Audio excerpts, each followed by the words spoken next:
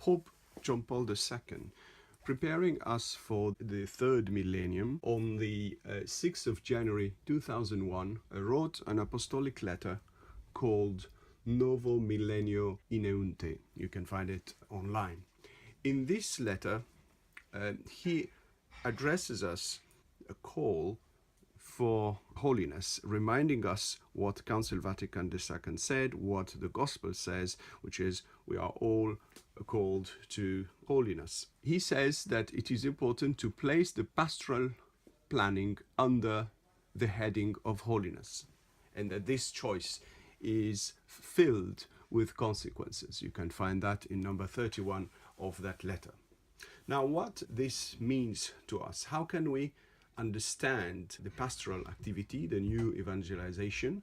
How can we plan holiness in a way? Is it possible? I think the best way is to follow the structure of St. Teresa of Avila's book called The Interior Castle. Why so? Because in this book she shows us the journey that leads from any place we are as Christians to holiness. And she divides this journey in 7 mansions. And what is interesting here is to understand and study these mansions, because they can help us enormously to understand better our pastoral work and as well the new evangelization. These different mansions are coming from a comparison she takes. She says that the human being is like a castle, and that God dwells in the deepest part of the castle, and we are invited to enter the castle and walk from different mansions, like layers if you want, of depth, until we reach the deepest layers of the castle, which is a union with Christ.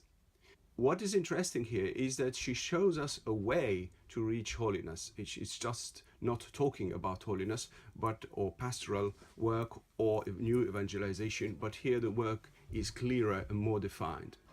What is interesting as well is to notice that probably the majority of people in the church, in any parish, any given parish, are probably somewhere in this first part here, which is, I would say, outside of the castle.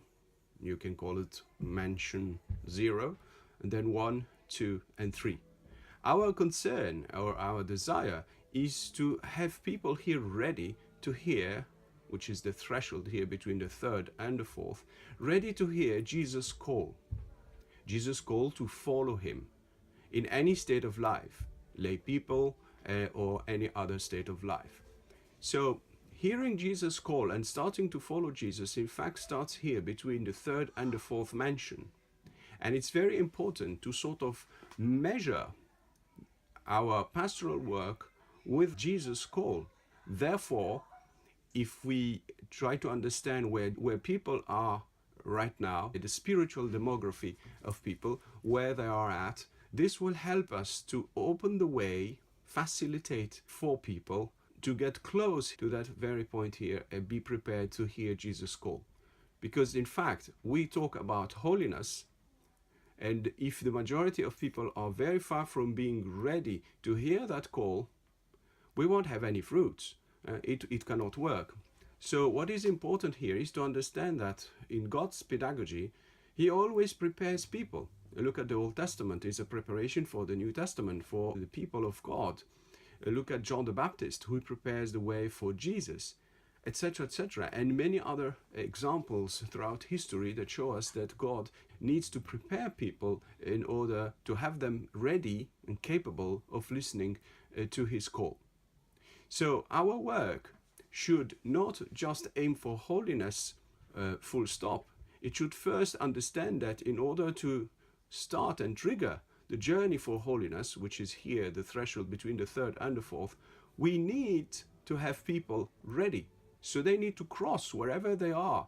Here, these green dots completely outside of the castle, sort of Christians baptized but very lukewarm, not doing a great deal, just busy with their life, or people just starting and battling and trying to have a Christian life, having certain sins and battling against them, etc., and then growing more, and here parishioners who are regular, who come often, but they are not really necessarily hearing Jesus' call to follow him.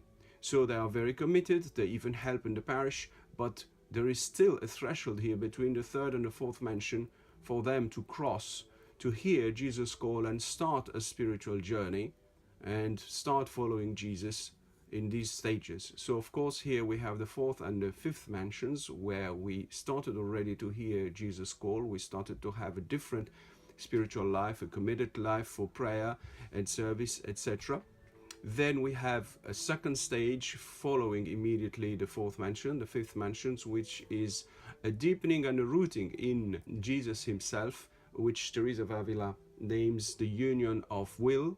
And then of course, much later, there is another call, like here we have Jesus' call, a deeper, more powerful call for a deeper purification in order to be ready for this union with Jesus.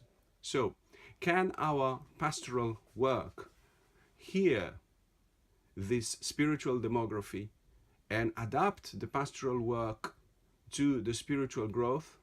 That's the question for today. Thank you.